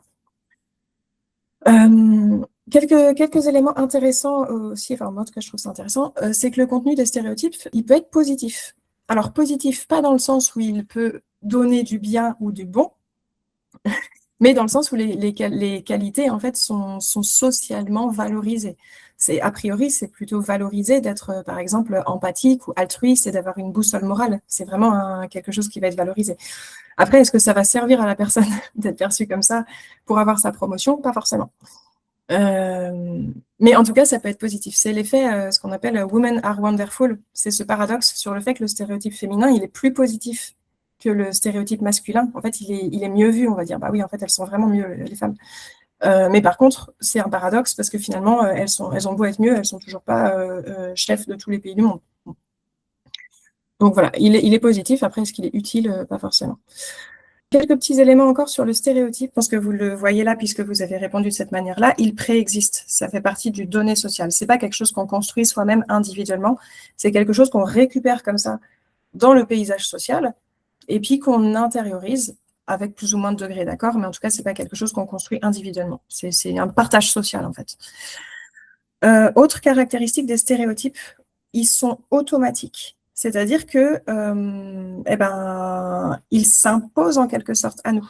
Quand on voit quelqu'un pour la première fois, ou enfin, avec toutes les nuances que ça contient là encore, mais globalement, le stéréotype va être rapide. Vous avez même des gens qui disent que finalement, c'est une manière défatigante, je ne sais pas comment dire, qu'on a de traiter l'information. Parce qu'en fait, le cerveau a tellement d'informations à traiter par tous les bouts, y compris les informations sensorielles, que des fois, il faut des choses qui soient toutes faites, parce qu'on n'a pas juste l'énergie mentale et le temps et la capacité mentale de repartir de zéro à chaque fois. Donc, c'est automatique. Ils peuvent être intériorisés. On parle des fois d'intériorisation ou du stéréotype. Ou, par exemple, des femmes qui vont dire « Ah bah, vous savez, moi, en tant que femme, etc. » Ou des hommes qui vont dire « Moi, en tant qu'homme, etc. » Bon, ça veut dire que les personnes, ils ont intégré ce stéréotype à leur image d'eux-mêmes. À tort ou à raison, ça, j'en sais rien. C'est à eux de voir. Dernière chose ici, et ensuite je vous parle de l'identité sociale. Les stéréotypes, ce qui est important ici, c'est qu'ils ont une caractéristique qui est qu'ils sont dépendants au contexte. Donc, en fait, on n'utilise pas tout le temps les stéréotypes de la même manière. Alors déjà, on ne les utilise pas tout le temps tout court. Mais par contre, il y a des contextes, des caractéristiques de l'environnement qui vont faire qu'on va être plus susceptible d'utiliser des stéréotypes. Et quand je dis « on », c'est à dessein, parce qu'en fait, finalement, on en utilise tous, à tort ou à raison, encore une fois, hein, même plutôt d'ailleurs à tort. Par exemple, quand les situations sont ambiguës, quand on n'a pas assez d'informations pour se faire un avis sur quelqu'un, quand on a des informations contradictoires, quand on a peu de temps pour se faire un avis sur quelqu'un, eh bien là, on va plus avoir tendance à recourir à un stéréotype, sans forcément en avoir conscience. Hein. On ne va pas se dire, bon alors finalement, c'est quoi le stéréotype féminin? Bon, cette femme doit probablement être altruiste ou empathique. Ça se fait un petit peu automatiquement, comme pour boucher des trous. D'ailleurs, ça se fait, vous savez, le cerveau, quand vous lui montrez une image incomplète, il peut très bien boucher les trous. Normalement, on est censé avoir 2 gros trous noirs ici parce qu'on a les nerfs optiques. On n'est pas censé voir de manière uniforme tout notre paysage. Le cerveau bouche les trous, c'est normal, il reconstruit. C'est un peu pareil pour les stéréotypes. Quand il nous manque une information quelque part, paf, notre cerveau va nous dire, écoute, remplis ce trou avec le stéréotype. Voilà, pour les stéréotypes. Après, je vous poserai la question, quels effets en contexte professionnel? Donc, je pense qu'il peut y en avoir déjà pas mal. Juste quelques mots avant de vous poser cette question-là. L'identité sociale, qu'est-ce que c'est? En tant que psychologue sociaux, des fois, on est un peu attaché à cette notion-là, qui est peut-être un petit peu moins interrogée dans d'autres disciplines, ça, j'en sais rien. Mais en tout cas, l'identité sociale, c'est le concept de soi, le sentiment de soi, l'image, enfin, le concept de soi qu'on peut avoir, qui est socialement défini, en fait, qui résulte de notre appartenance à des groupes sociaux. Donc, on va imaginer qu'il y a des groupes sociaux, les hommes, les femmes, les enfants, les adultes, les Russes, les Tchèques, les Marocains, les Américains, etc. Donc, c'est des espèces de rassemblements de gens qu'on peut faire dans des catégories, voilà, qui sont des groupes. À ces catégories vont être associées une sorte d'ensemble de caractéristiques et d'identité. Et si nous, on se sent appartenir à un groupe, notre identité à nous peut matcher avec l'identité du groupe. On peut se sentir femme, se sentir homme, etc. Donc ça, c'est ce qu'on appelle l'identité. Et elle peut être donc en partie sociale, c'est l'identité sociale. Et on peut se comprendre nous-mêmes, s'évaluer nous-mêmes, s'interpréter nous-mêmes à la lumière de ces caractéristiques-là du groupe social. Donc ça passe par un processus d'auto-catégorisation, de se dire, moi finalement, je me considère comme femme, française, belge, peu importe. Ça ne veut pas forcément dire qu'on se définit à 100% du temps à travers ces identités-là, ça dépend aussi du contexte, de la science, mais en tout cas, ça veut dire que cette identité-là, elle va avoir un rôle important dans la manière dont on se perçoit soi-même. Et ce qui est important ici, c'est qu'il y a non seulement des identités, mais aussi des rôles qui peuvent être associés aux groupes sociaux. Et donc, par exemple, être une femme, ça me donne quoi comme possibilité en tant que rôle de genre? Donc, c'est là qu'on va parler de rôle de genre. Qu'est-ce que je peux avoir comme comportement? Qu'est-ce que je peux faire? Qu'est-ce que je peux dire? Dans quel contexte ou pas? Voilà, alors je vais vous poser une question et puis laisser peut-être faire une première infusion de tout ça. La question est la suivante. Quels effets vous pouvez imaginer ou avoir déjà vécu? Donc là, vous pouvez rejoindre le Mentimeter de tout à l'heure. On va commencer avec les stéréotypes de genre. Quels effets vous pouvez imaginer des stéréotypes de genre en contexte professionnel? Et notamment dans le digital, si vous avez envie. Ça peut être des exemples précis, ça peut être des situations, ça peut être des généralités, tout ce qui peut vous venir ici. Donc, on a déjà harcèlement, inhibition. Les femmes gèrent les conflits, les équipes, les réunions, le care de l'équipe et de l'entreprise, parce qu'il faut bien que quelqu'un le fasse. Pendant ce temps, les hommes sont promus. Le plafond de verre, les codes vestimentaires, l'évolution sur la carrière, les fonctions tenues par les femmes, les rôles assignés. Ok, je vous laisse voir si vous avez encore d'autres idées. Frein à l'embauche et frein à la progression et les manières d'évaluer. Alors, il y a des réponses dans le chat aussi, Jeanne. Ok, Ne pas postuler pour des postes stéréotypés quand on n'est pas du bon genre et les femmes s'occupent des tâches administratives, notes, café, etc. ok, super. Si vous avez envie de rajouter aussi des effets, non, là j'ai mis stéréotypes de genre, mais ça peut être aussi de l'identité. Donc les attentes, une femme est moins prise au sérieux, problème possible posé par une grossesse. On se tourne plus vers les femmes quand on a besoin d'aide, on vole leur temps de travail et elles ont plus tendance à aller un peu plus loin dans l'aide et remise en question des compétences. Il y a aussi ne pas faire partie des cercles décisionnels parce qu'on ne parle pas de foot dans le chat. D'accord. J'ai l'impression que ça c'est un petit peu l'expérience vécue. C'est un exemple, elle précise. D'accord. On doit faire beaucoup d'efforts pour être crédible, femme jugée toujours trop émotive ou trop dure, alors que pour des comportements équivalents masculins sont applaudis. Bon, très bien. Alors, j'arrête le partage et je pense que tout ce que vous avez dit globalement, c'est aussi possible malheureusement. Ce à quoi, ce qu'on avait mis dans la slide qui suit, c'est un peu ce que vous avez répondu, mais sauf que c'est effectivement moins des exemples précis. Donc, du coup, merci pour vos exemples. J'ai mis quelques listes. Alors, j'aime beaucoup les métaphores et les concepts. Donc, je les ai listés ici, mais en tout cas, je vais vous en parler un petit peu de ce à quoi ça correspond. Le leaky pipeline, je ne sais pas si vous en avez déjà entendu parler. En français, on dit le tuyau percé. Enfin, je pense que c'est ça l'équivalent français.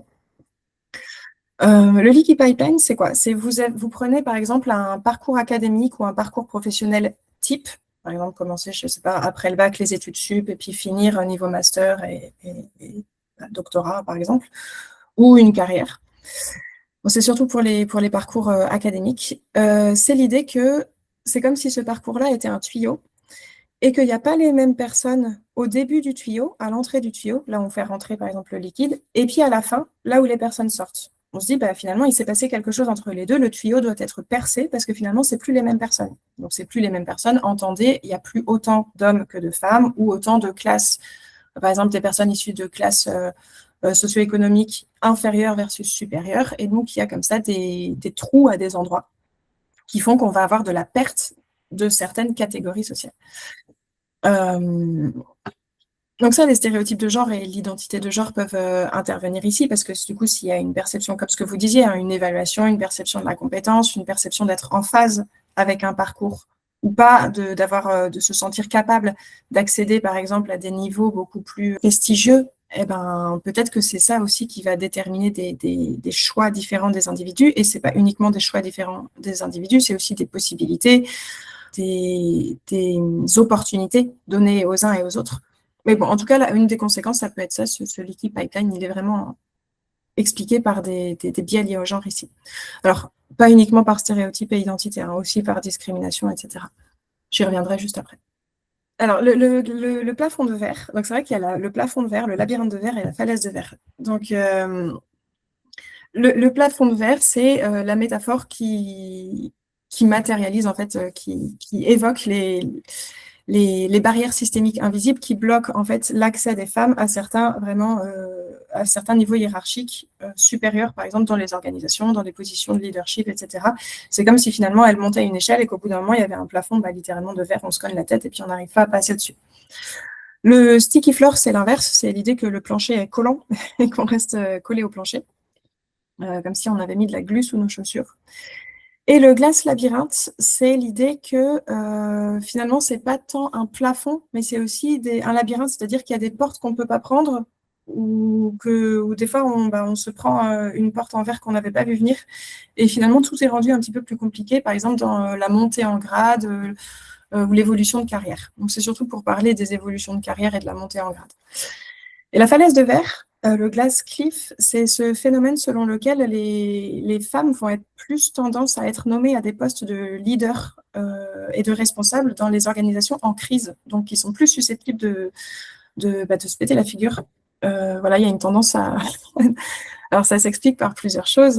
Des fois, parce que justement, on se dit que le côté gestion de crise, care, aspect humain, etc., ça va être plus en phase avec le stéréotype féminin, enfin du coup avec une femme.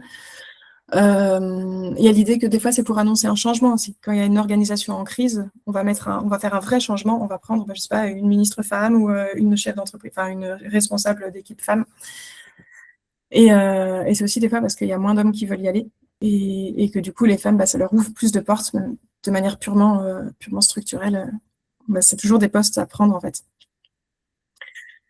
Et je n'ai pas l'exemple en Belgique avec le début de la crise Covid. Qu'est-ce qui s'est passé? Il y a eu des ministres femmes de la santé pour la première fois.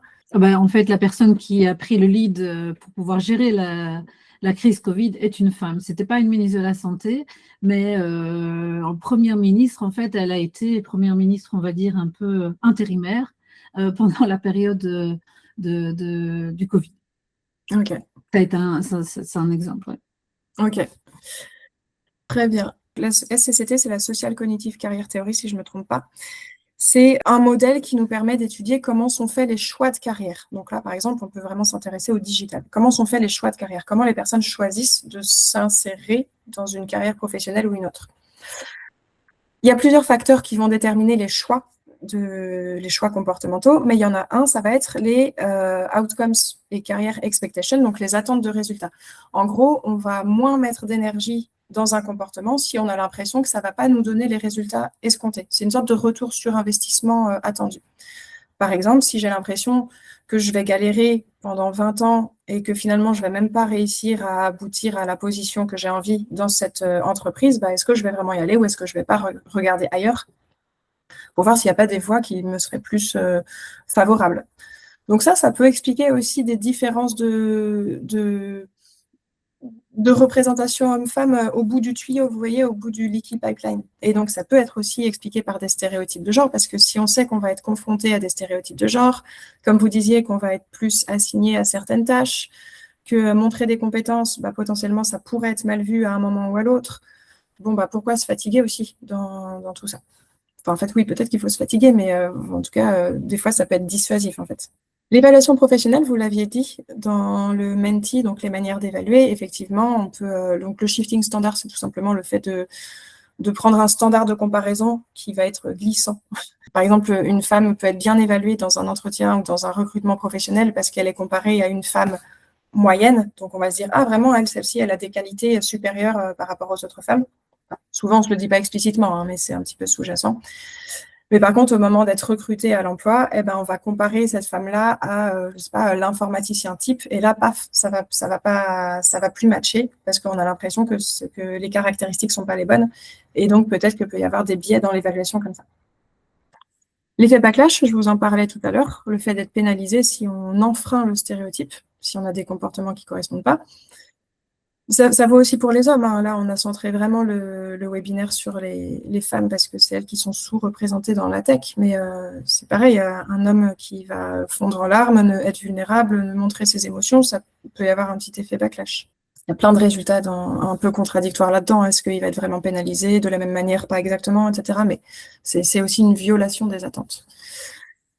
Rôles sociaux et rôles professionnels, ça c'est quand je vous parlais de l'identité sociale, c'est qu'il y a des rôles qui sont associés aux identités de genre, et puis il y a aussi des rôles qui sont associés aux professions. Par exemple, être un leader, être, je sais pas, business developer, etc. Peut y avoir des rôles, des caractéristiques associées, et des fois les deux s'entrechoquent, ne matchent pas exactement. Donc c'est ce qui se passe quand on va parler de lack of fit, par exemple, manque de compatibilité, ou de rôle, de congruence des rôles, c'est la role congruity theory. Est-ce que les rôles des différentes identités sociales vont bien les uns avec les autres, auquel cas tout va bien, ou est-ce qu'il y a une sorte de contradiction entre les rôles sociaux et les identités sociales, et dans ce cas, va y avoir un problème quelque part. Faire une petite parenthèse, moi dans ma thèse, c'est un des résultats que j'avais eu, donc j'avais travaillé sur l'identité sociale de genre et professionnelle dans l'accès à certains emplois. Et je voyais qu'il n'y avait pas de différence entre les hommes et les femmes qui participaient à mes études sur leur sentiment de pouvoir accéder à un emploi, donc c'était l'employabilité perçue.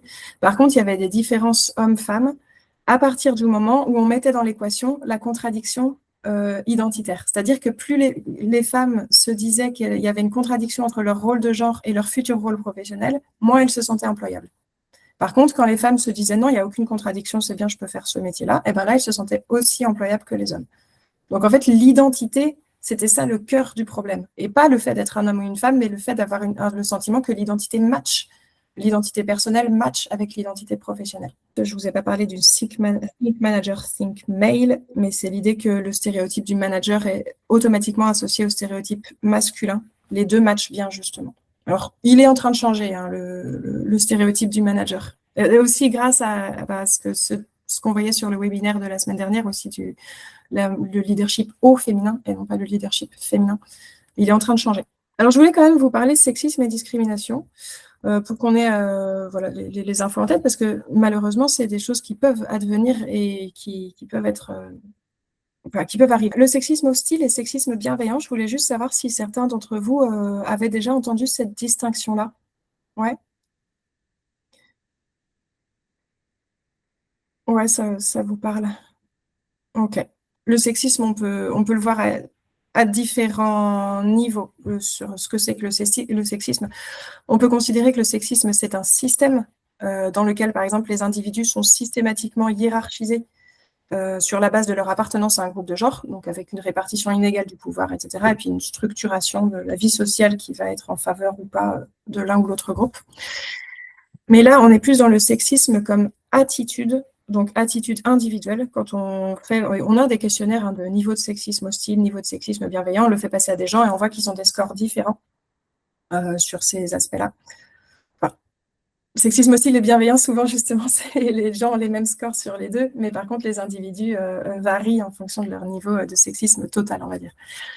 Donc, sexisme comme attitude, c'est cette adhésion à ce système-là qui peut être hiérarchisé et inégalitaire. Il y a des gens qui vont trouver ça plus ou moins normal, d'autres qui vont trouver ça plus ou moins anormal, d'autres qui vont considérer que c'est pour du bon, d'autres qui vont considérer que c'est du mauvais et donc qu'il faut lutter contre. Hostile, donc c'est la vision des femmes. C'est le sexisme un peu classique, old school, vision des femmes comme inférieures sur plein de caractéristiques, inférieures aux hommes.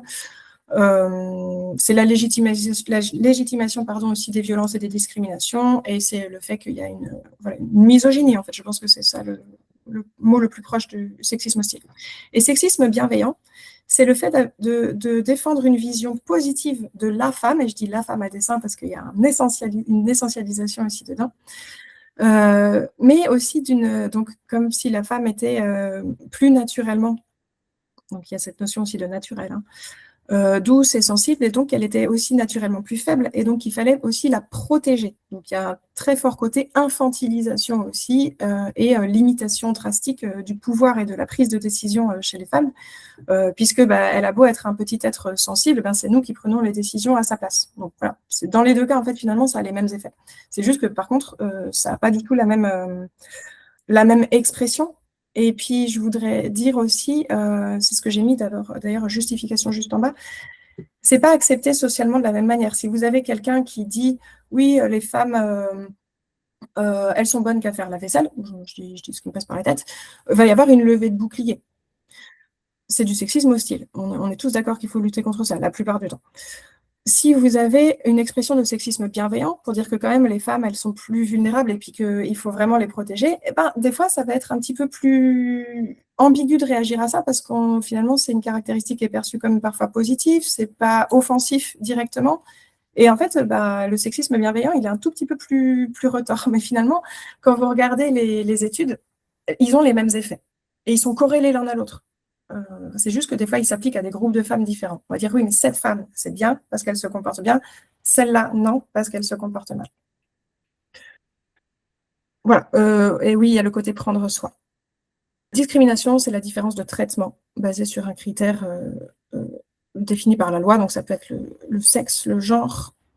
Ça peut être énormément d'autres critères. Et voilà, c'est différence de traitement et c'est difficile de prouver la discrimination parce qu'il faut qu'il y ait quelqu'un de différent qui a été placé dans une situation comparable et qu'on puisse prouver que le traitement des deux a été différent. Et souvent, il n'y a juste pas de personnes qui ont été dans une situation comparable.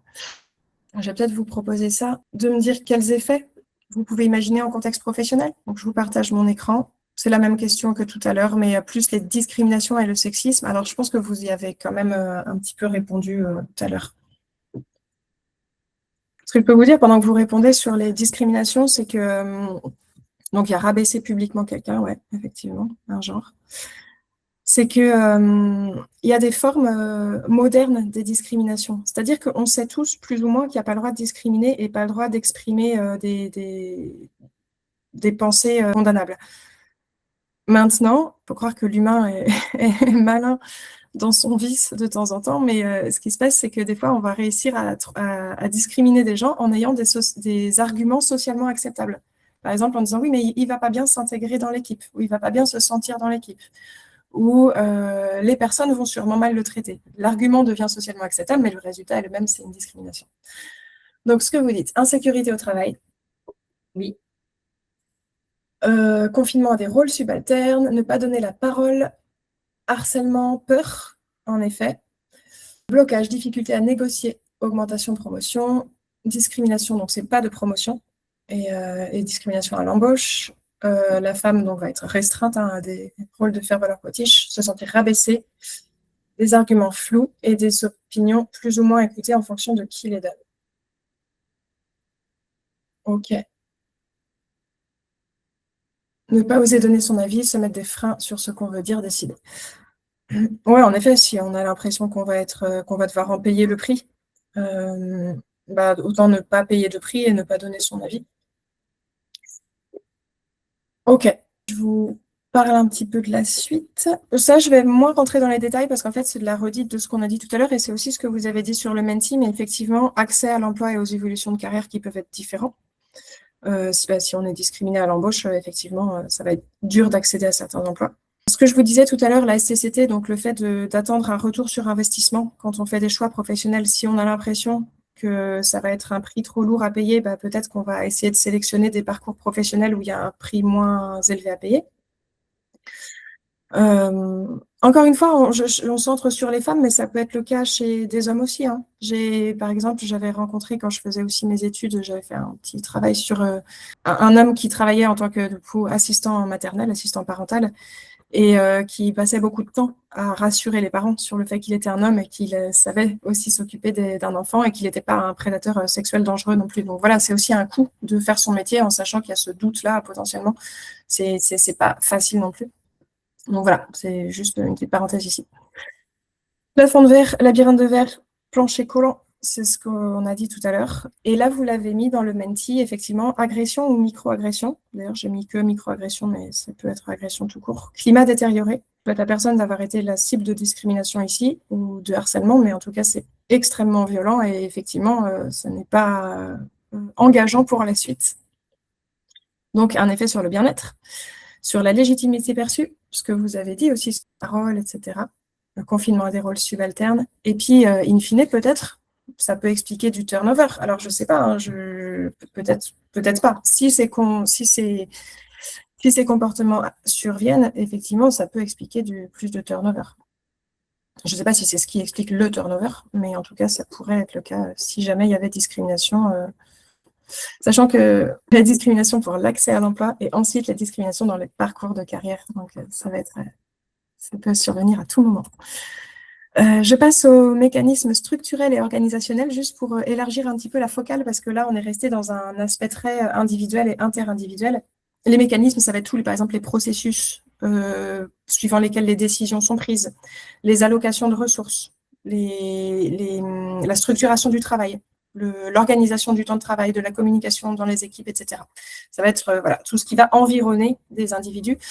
Les mécanismes, les organisations, elles sont créées par des individus. Donc, forcément, elles ne sont pas en soi exemptes de tous les biais. Elles sont créées, façonnées par des personnes qui elles-mêmes ont des biais dans des mesures différentes et à des niveaux différents. Mais en tout cas, ça peut être construit de cette manière-là. Donc, par exemple, ici, capital social. Ce n'est pas forcément avoir accès à un réseau. Donc, tout à l'heure, dans le chat, il y avait l'idée de ne pas faire partie du comité d'instance, ou je sais plus comment c'était formulé, mais parce qu'on ne parle pas foot. En gros, c'est l'idée que avoir des positions plus prestigieuses ou plus de pouvoir, c'est aussi avec qui on va partager ces positions-là. Et des fois, le capital social, c'est quelque chose qui va nous aider. Donc, ça va être, par exemple, tout le réseau qu'on va développer, toutes les personnes qui peuvent avoir un rôle de mentor, de sponsor, de tutorat, etc. Toutes les personnes qui vont nous permettre d'accéder à ces positions-là. Donc, ce n'est pas uniquement le fait d'avoir accès à un réseau, mais c'est aussi le fait d'avoir accès à un réseau qui soit fort et puissant, on va dire ça comme ça, et avec un fort degré d'influence et un réseau qui soit large. Je dis ça parce que, par exemple, il y a des études qui ont étudié les structurations des réseaux sociaux, donc du networking, hein, pas du réseau social, pas du média réseau social, des hommes et des femmes, et qui ont montré que, par exemple, le réseau social des femmes était plus horizontal, donc avec, par exemple, des personnes dans les membres du réseau qui avaient des mêmes statuts sociaux, mêmes positions hiérarchiques, alors que celui des hommes, il était plus vertical, c'est-à-dire que les hommes avaient plus tendance à être en réseau avec des personnes qui étaient au-dessus d'eux et en dessous d'eux, aussi hiérarchiquement parlant. Je trouve ça assez intéressant. Dans le financement, voilà, des fois, ça peut avoir une incidence extrêmement forte. Par exemple, sur le lancement d'une entreprise, si vous n'avez pas de financement à la base, c'est ça qui va déterminer toute la suite. Et bien, malheureusement, on a quelques études qui disent que les femmes ont moins d'accès à des financements, qu'elles ont plus de mal à lancer une start-up. Alors, est-ce que ça peut aussi s'expliquer par des stéréotypes de genre, par le sentiment que est-ce que la femme va être capable de gérer ça, etc. Oui, peut-être. Mais en tout cas, voilà, le mode de financement du travail, donc notamment pour la création d'entreprises ici, ça peut être biaisé, ça peut être différencié en fonction des hommes et des femmes. L'organisation du travail, ça va être, par exemple, le fait qu'on sait que les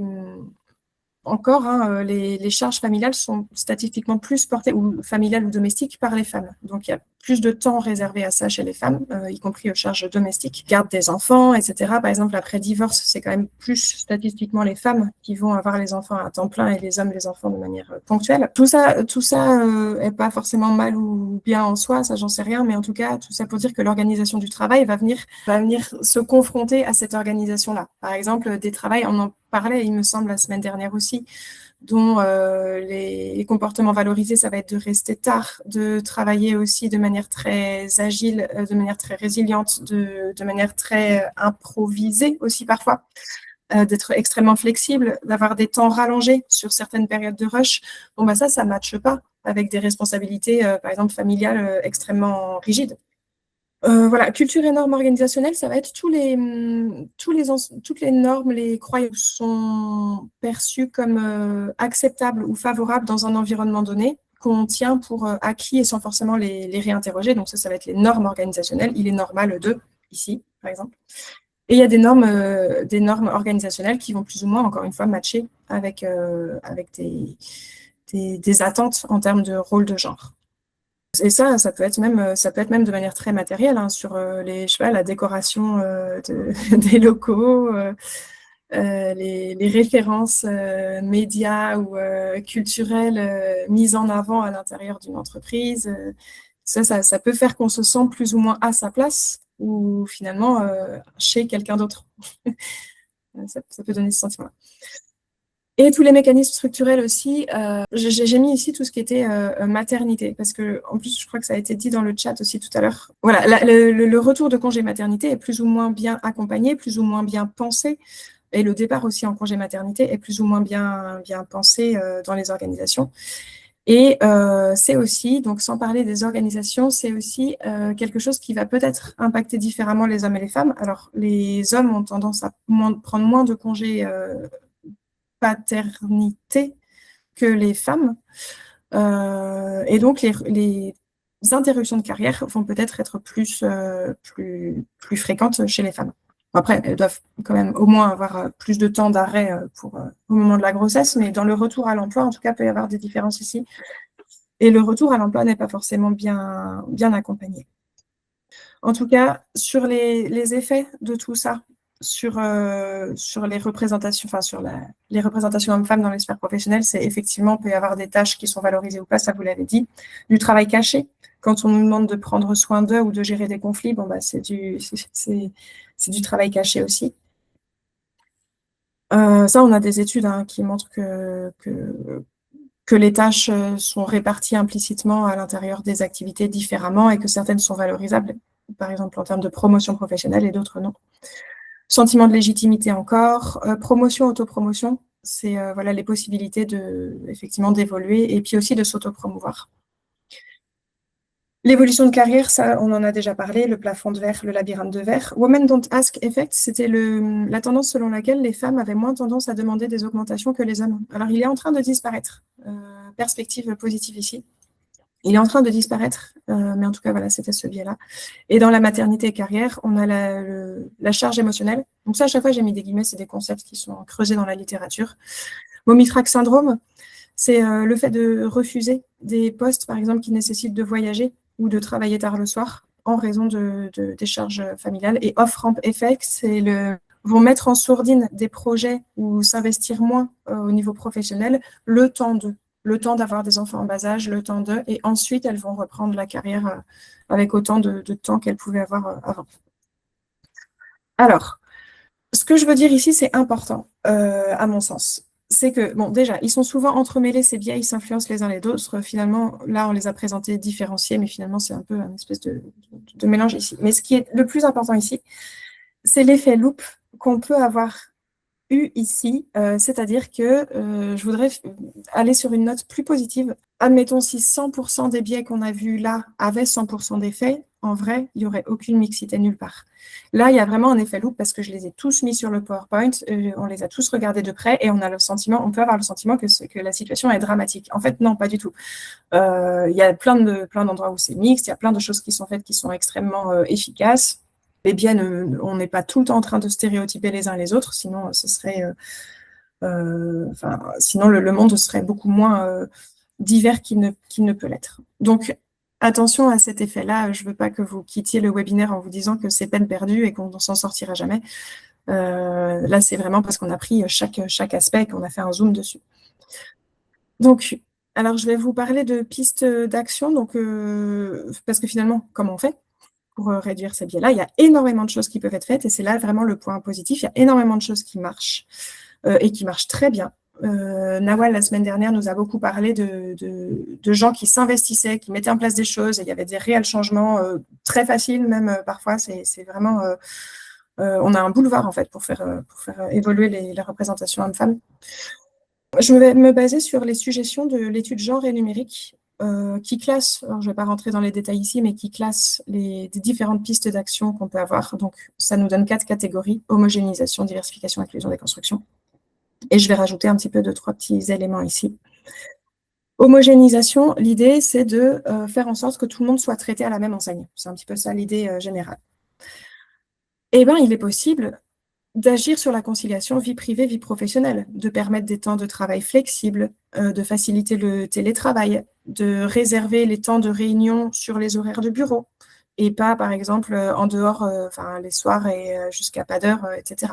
C'est tout à fait possible quand vous êtes dans une organisation de faire ce choix-là, c'est tout simplement un choix. Autopromotion, ça c'est par exemple aider les femmes à se mettre en... Enfin, ça peut être du coaching, de la formation, du tutorat, comme vous voulez, mais à aussi mettre en valeur leurs compétences. Tout ce qui est neutralité, ça va être par exemple avoir des procédures de recrutement qui vont être neutralisées, je ne sais pas si c'est le bon mot, mais par exemple avec des offres d'emploi qui vont être inclusives, des compétences neutres, des jurys mixtes.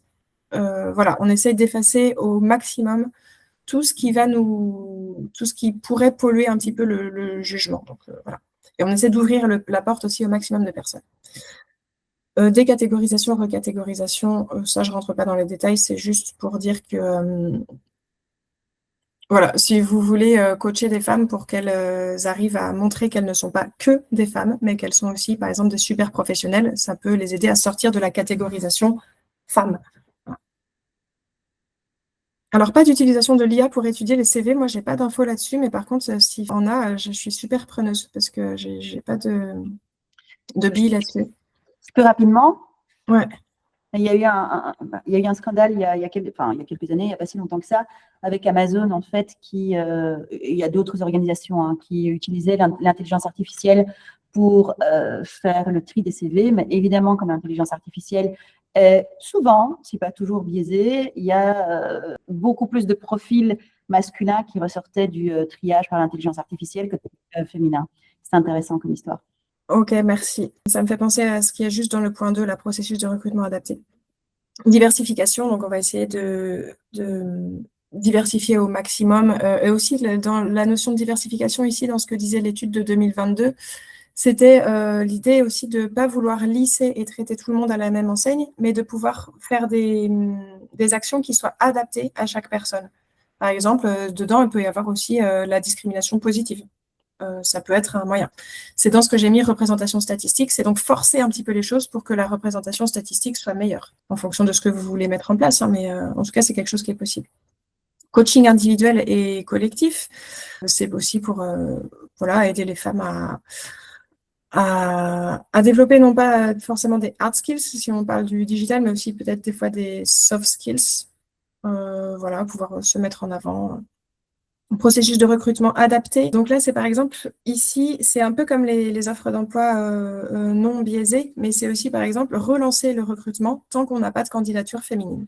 Se dire qu'on ne lancera la shortlist de candidats qu'à partir du moment où on aura un 50-50. Après, c'est coûteux en temps, hein, mais ça peut être aussi un choix. Pour agir sur la diversification, il y a aussi tout ce qui est évaluation, diversité, équité, inclusion, faire des diagnostics auprès des managers, auprès des personnels, auprès des RH. Voilà, ça peut être des pistes d'action qui sont générées ensuite, qui vont être très intéressantes. Et ensuite, prévoir des processus de gestion des problématiques liées à la diversité, l'équité et à l'inclusion. S'il nous manque des femmes ou si les femmes sont en turnover dans tel service plus que les hommes, eh ben peut-être qu'il faut s'attaquer de front au problème et voir ce qu'on peut faire.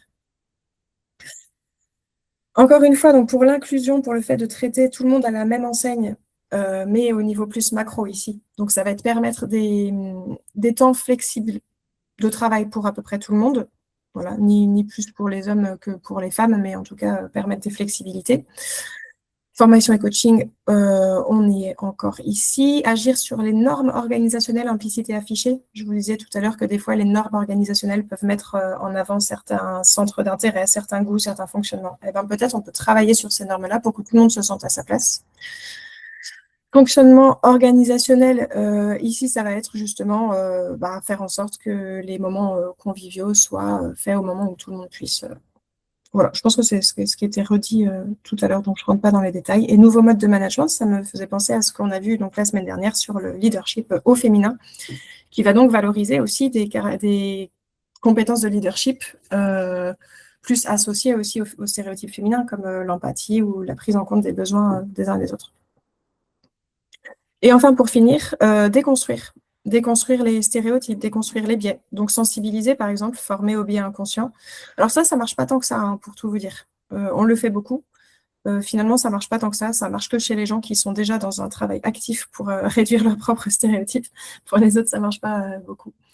Contre-stéréotypes, ça veut dire, c'est un peu comme les rôles modèles, c'est mettre en avant quelqu'un, justement, qui est allé au-delà de ça et qui pourtant, pour qui ça se passe bien, est quelqu'un qui peut être un très bon exemple, un très bon modèle. Donner du capital économique, donner du capital social. Il existe des réseaux 100% féminins dans la tech, y compris. Créer des incubateurs dédiés aux femmes. Donc là, c'est plus dans, par exemple, le lancement d'entreprise.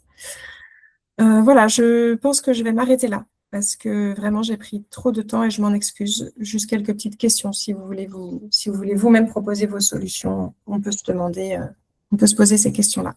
Mais je m'arrête là et je vous laisse prendre la parole aussi si vous avez des choses à dire. Et merci en tout cas de votre écoute. Alors, moi, je propose à tout le monde, si vous avez des interventions, des questions à poser, de les glisser dans le chat. Et pendant que vous glissez vos questions, je fais peut-être, Floriane, un bref rappel sur les prochaines actions. Et ensuite, on va lire les questions, évidemment, et discuter avec Jeanne. Ce serait super que vous veniez nous rejoindre donc, vendredi prochain. Vous avez ici le QR code et les liens sur LinkedIn. Hein. pour venir assister. Donc, Giseline, en fait, la chercheuse, va présenter justement un peu plus en détail la dernière étude dont Jeanne vient de parler. Et donc, c'est vraiment très intéressant la façon dont ils l'ont menée et ça offre effectivement des pistes d'action hyper pertinentes à creuser qui vont constituer ce matériel de réflexion, de co-création sur lequel on va s'appuyer, entre autres pour notre hackathon. Et donc, ici encore, je voulais dire, ce hackathon, c'est 3 jours. C'est vraiment une occasion de venir prendre part à cette réflexion et à être acteur, actrice de changement. Vous pouvez tout à fait venir seul, sans idée préconçue, sans idée ou sans attente précise. Bienvenue, mais vous pouvez aussi venir en équipe ou construire une petite équipe de personnes, de collègues, et venir peut-être sous une forme plutôt de projet intrapreneurial pour travailler sur des actions que vous voulez implémenter dans votre équipe, dans votre structure, dans votre entreprise. Et c'est aussi l'occasion pour vous, si vous êtes plus manager ici, professeur, de faire participer aussi des membres de votre équipe à la réflexion de ce que vous voulez changer en interne et pour leur permettre finalement aussi d'être partie prenante en fait de ces changements.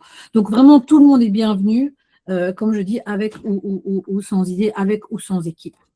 Et puis, du coup, finalement, encore une fois, par rapport au questionnaire, n'hésitez pas à contribuer, ce serait super. On a besoin de vous et de vos contributions.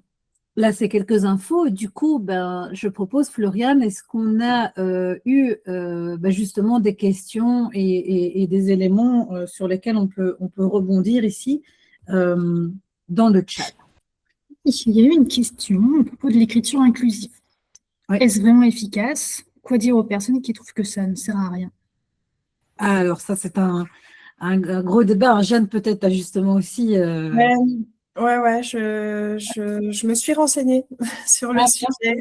Alors, l'écriture inclusive, ce qui est assez fascinant là-dedans, c'est que du coup, on n'a pas des travaux dans toutes les langues. Alors que la plupart des travaux sont faits en langue anglaise, il nous faut des travaux en langue française et d'autres langues qui peuvent utiliser ce genre d'écriture. Mais j'en ai trouvé et globalement, les résultats montrent que c'est quand même plutôt efficace. Alors, j'ai une étude j'avais justement prévu des notes là-dessus, donc c'est à peu près formidable. Donc, je vais vous parler et j'en ai juste une autre avant dont j'ai oublié les auteurs, mais en gros, c'était sur les représentations, donc le gender ratio des professions. On présentait à des participants, à chaque fois que c'est des études expérimentales, on présentait à des participants des intitulés de postes, par exemple chercheur, chercheuse en machin, ou ingénieur, ingénieureux, ou enseignante, enseignant. Et donc, à chaque fois, ils font varier, soit ils présentent uniquement la formulation masculine, soit les deux, soit écriture inclusive. Puis après, ils leur demandaient d'estimer le pourcentage d'hommes et de femmes qu'il y a dans ces professions-là. Et en fait, quand les personnes sont confrontées à écriture inclusive et sinon écriture double, donc enseignante et enseignant, ils estiment plus de pourcentage de femmes dans ces professions-là. Donc, je pense que ça peut être utile pour féminiser ou en tout cas égaliser, je ne sais pas comment dire, la représentation des professions. Et par contre, l'étude que j'avais notée, parce qu'elle date de 2025 en plus, et elle est quand même assez bien faite, même très bien faite. Donc, c'est une étude de Vela Ployal en 2025, je pourrais vous mettre dans le PowerPoint si vous voulez. En fait, donc c'est en Espagne, mais ça correspond à la langue française par rapport à l'écriture inclusive. Donc, ils ont fait une étude expérimentale sur la rédaction des fiches de poste. Donc, leur matériel, c'était des fiches de poste qui étaient rédigées et qui parlaient du candidat. Donc, le candidat doit avoir une expérience en… Et donc, les personnes, en fait, les participants devaient lire la fiche de poste. Le candidat doit avoir une expérience de 3 ans en tel machin.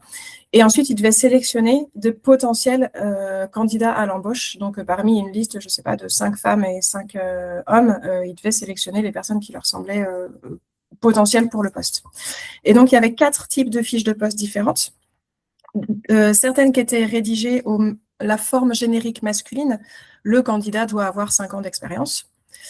Certaines qui étaient rédigées en épicène, donc ils appelaient ça comme ça, c'est en double, en formulation non genrée, en fait, c'est les personnes postulantes doivent avoir Donc, c'est pas le candidat ou c'est pas les candidats non plus.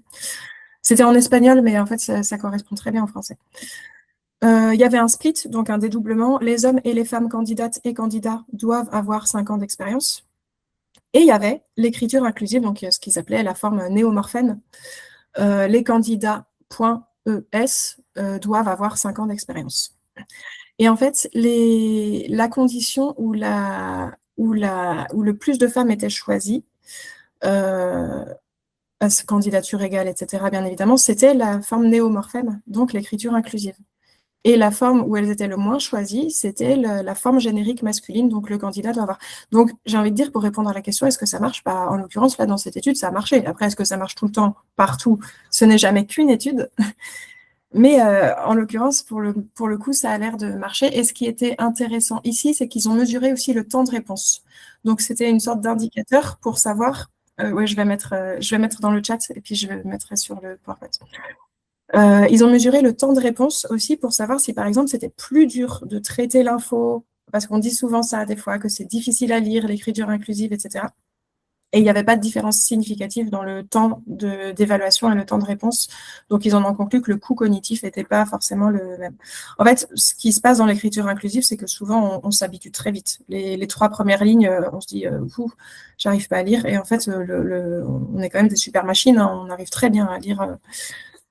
On a des tâches cognitives où on arrive à lire des phrases avec des mots dont les lettres ne sont pas écrites dans le bon ordre. Hein. J'avais ça quand j'étais en psychologie. Psychologie cognitive, ça marche très bien. C'est un peu laborieux au début, mais on s'habitue très bien. Est-ce qu'on a d'autres questions en attendant, comme le temps file, voir si on peut encore avoir une question ou un commentaire? Si, mais c'est effectivement très intéressant parce que c'est effectivement des choses qui pourraient très clairement apparaître hein, dans les solutions et les réflexions lors du hackathon, comme comment améliorer les processus de recrutement, entre autres par les descriptions de postes. Et c'est clair que c'est quelque chose de chouette à réfléchir pour développer des pratiques qui permettent à tout le monde de pouvoir se sentir légitime sur des postes, sur des rôles. Donc, c'est une chouette réflexion, très chouette qu'il y ait des études là-dessus. Encore une fois, aussi, Nawal avait donné des chiffres là-dessus. Je crois qu'on était à 7 ou 8% de femmes signaux. Je ne sais plus si c'était pour la Belgique ou l'Europe, mais bon, c'est clair qu'entre autres, il y avait un frein qui était clairement énoncé sur le financement, la levée de fonds, qui était plus compliqué, un trajet plus compliqué pour les femmes que pour les hommes. C'est déjà compliqué en soi, de fond, mais du coup, oui, des éléments intéressants. Jeanne, en tout cas, tout grand merci. Merci de votre écoute. Pour cette présentation et ce décortiquage autour de la question des biais liés au genre. Oui, j'espère que ça n'a pas été déprimant du coup, mais encore une fois, c'est vraiment là parce qu'il y a un effet loupe et archi-zoom, et en fait, en soi, comme je disais tout à l'heure, si tout avait 100% d'effet, on serait toutes à la cuisine. Voilà. Ce n'est pas le cas.